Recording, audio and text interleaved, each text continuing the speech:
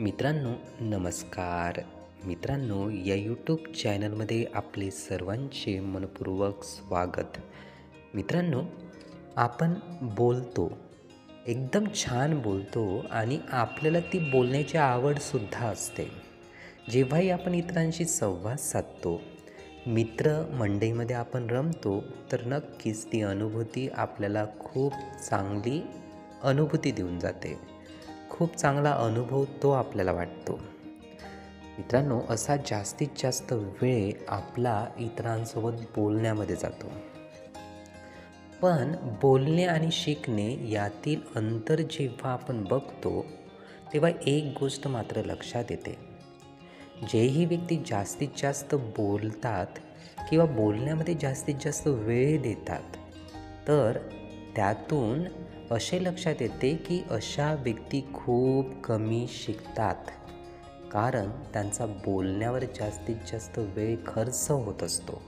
जास्तीत जास्त ऊर्जा त्यांची बोलण्यावर खर्च होत असते.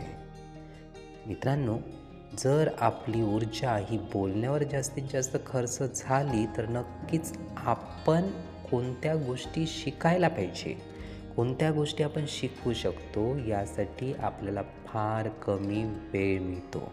म्हणून आपण असे बाहेर बघतो की ज्याही बोलणाऱ्या जास्तीत जास्त व्यक्ती आहे, तर त्यांचा विकास हा कमीत कमी झालेला आपल्याला पाहायला मिळतो. त्यांच्याकडे खूप कमी गोष्टी असलेल्या आपल्याला पाहायला मिळतात. कमीत कमी कौशल्य असलेले आपल्याला पाहायला मिळतात. कारण त्यांचा वेळ जास्तीत जास्त खर्च होतो आहे तो बोलण्यावर. म्हणून आपले बोलणे पाहिजे तेवढेच असायला पाहिजे. म्हणजेच खूप चांगल्या पद्धतीने आपण स्वतःत कौशल्य रुजवण्यासाठी, नवीन गोष्टी शिकण्यासाठी तो मूल्यवान स्वतःला वेळ देऊ शकतो. मित्रांनो या प्रयोगातून, या निरीक्षणातून आपल्याला सुद्धा लक्षात येईल की बोलणे किती आणि त्याच पद्धतीने शिकणे किती हे आपण ठरवून घेऊ शकतो. मित्रांनो नक्कीच बोलण्यातील आणि शिकण्यातील या गोष्टी आपल्याला लक्षात आल्या असतील.